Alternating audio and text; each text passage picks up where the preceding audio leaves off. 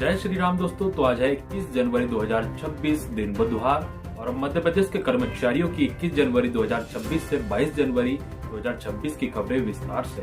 इससे पहले अगर आप हमारे चैनल पर नए हैं तो चैनल को जरूर सब्सक्राइब करें और कमेंट कर बताएं कि आप वीडियो कहां से देख रहे हैं।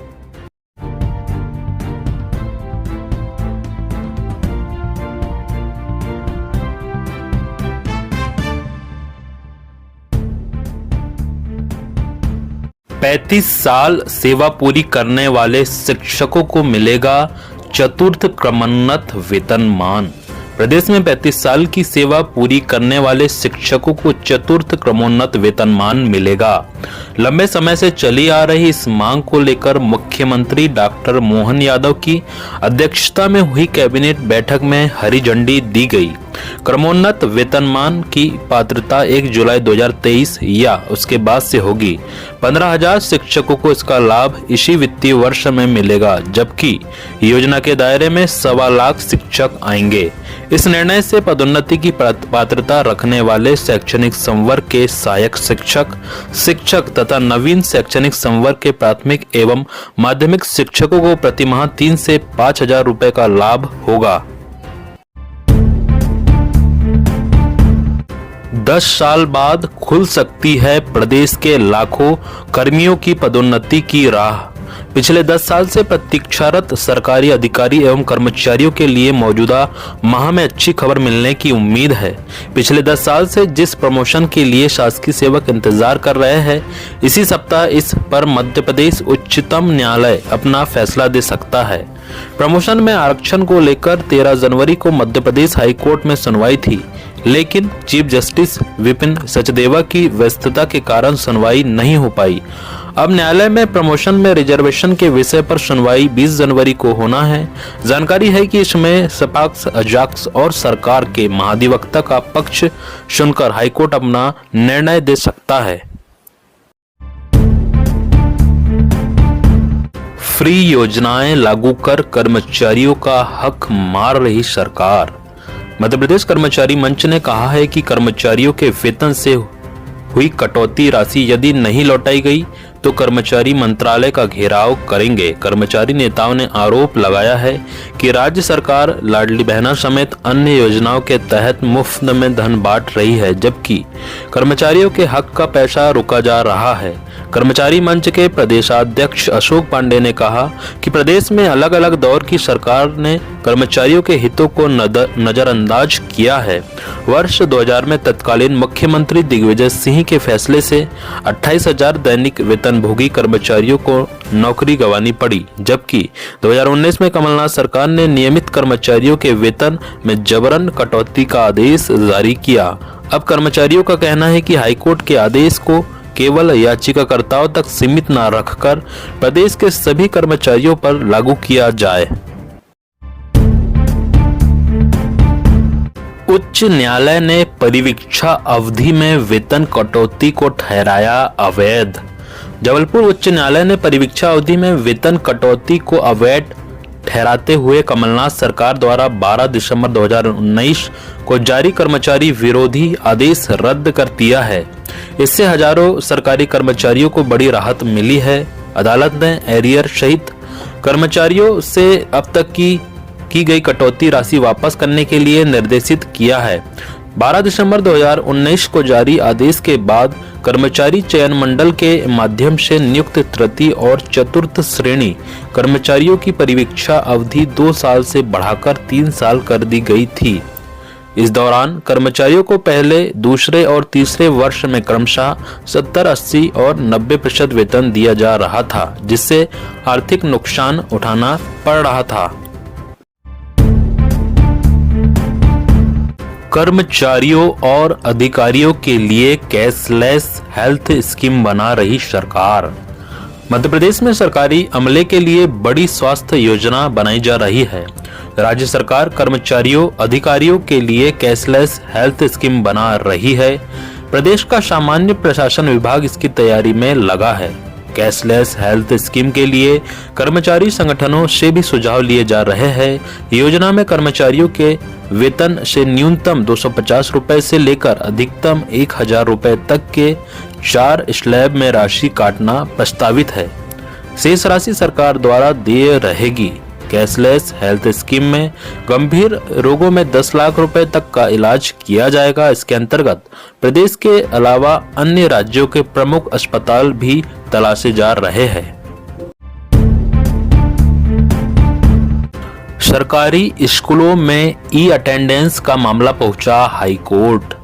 सरकारी स्कूलों के शिक्षकों के लिए ई अटेंडेंस की अनिवार्यता मामला पुनः हाई कोर्ट पहुंच गया है। कुछ नए मुद्दों के साथ एक बार फिर से याचिका दायर की गई है। मामले पर प्रारंभिक सुनवाई के बाद जस्टिस एमएस भट्टी की एकल पीठ ने सरकार को जवाब पेश करने के निर्देश देते हुए मामले की अगली सुनवाई 22 जनवरी को निर्धारित की है। दायर मामले में कहा गया है कि डेटा प्रोटेक्शन एक्ट 2023 में स्पष्ट उल्लेख है कि किसी भी ऐप को निजी फोन पर डाउनलोड कराने से पहले डाटा मालिक की अनुमति एवं सुरक्षा आवश्यक है। वर्तमान में लगातार साइबर फ्रॉड हो रहे हैं। कई शिक्षक इसके शिकार हो चुके हैं। विभाग को ई अटेंडेंस के लिए बायोमेट्रिक मशीन लगाकर उपस्थिति दर्ज कराना चाहिए ताकि शिक्षकों की आर्थिक व मानसिक सुरक्षा कायम रहे।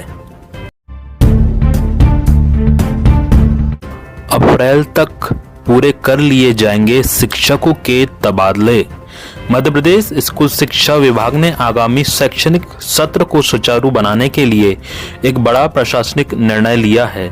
नए सत्र में सरकारी स्कूलों के शिक्षकों की स्थानांतरण प्रक्रिया अप्रैल माह के अंत तक पूरी कर ली जाएगी। इस बार शैक्षणिक सत्र मार्च अप्रैल में शुरू होते ही तबादला प्रक्रिया भी शुरू कर दी जाएगी।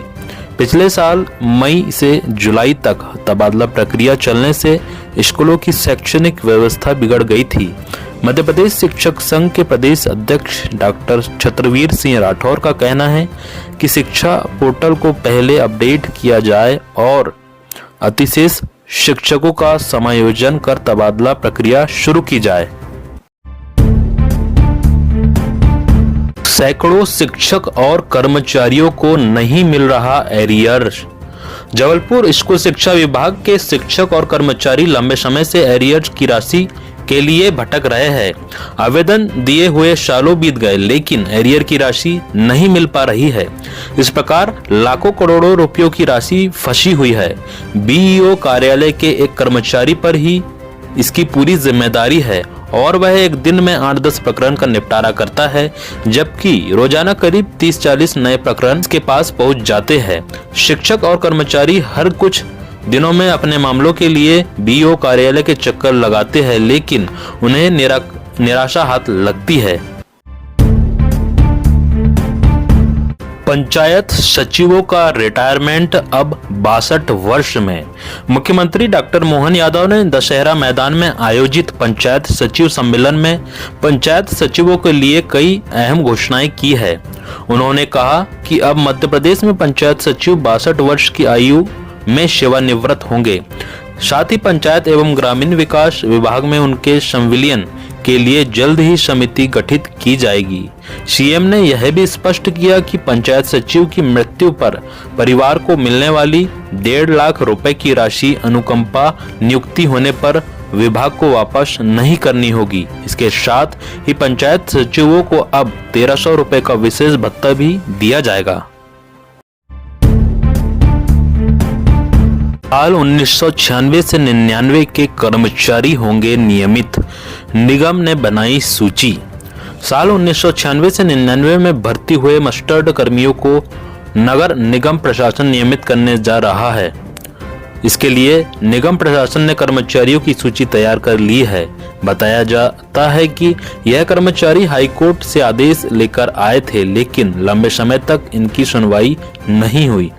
अब जाकर प्रशासन ने सूची तैयार की है। वहीं साल 2014 में कोलार नगर पालिका से आए 127 कर्मचारियों को भी स्थायीकरण का लाभ मिलने जा रहा है।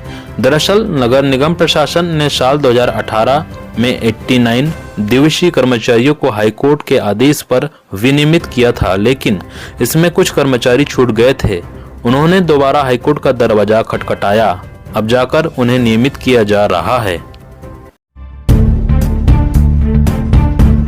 30,000 आउटसोर्स कर्मचारी मांगों को लेकर 9 फरवरी से मैदान में जुटेंगे।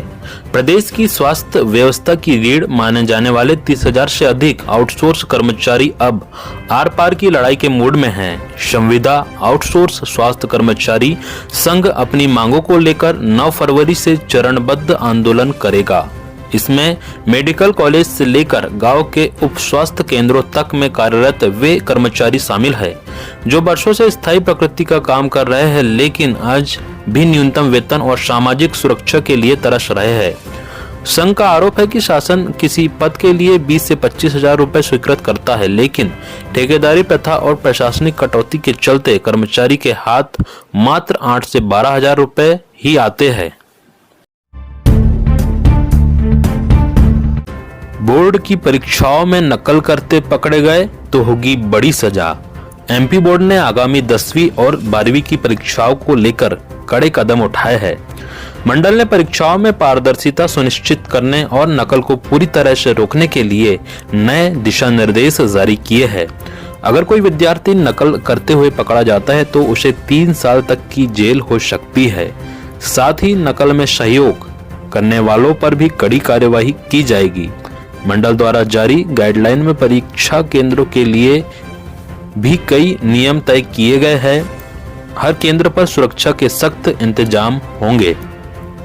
तो प्यारे दोस्तों, इस प्रकार की सभी महत्वपूर्ण जानकारी थी। दोस्तों, जानकारी अच्छी लगी हो तो वीडियो को जरूर लाइक कीजिए और अगर आप हमारे चैनल पर नए हैं तो चैनल को जरूर सब्सक्राइब करें ताकि मध्य प्रदेश के सभी शासकीय कर्मचारियों, पेंशनर्स, संविदा, आउटसोर्स एवं दैनिक वेतनभोगी और अन्य सभी कर्मचारियों के बारे में आपको जानकारी सबसे पहले मिलती रहे। और दोस्तों, इस वीडियो को अपने दोस्तों के साथ जरूर शेयर करें ताकि सभी तक ये जानकारी पहुंचे और कमेंट कर जरूर बताएं कि आप वीडियो कहां से देख रहे हैं और आप किस विभाग में कार्यरत हैं। धन्यवाद। जय श्री राम।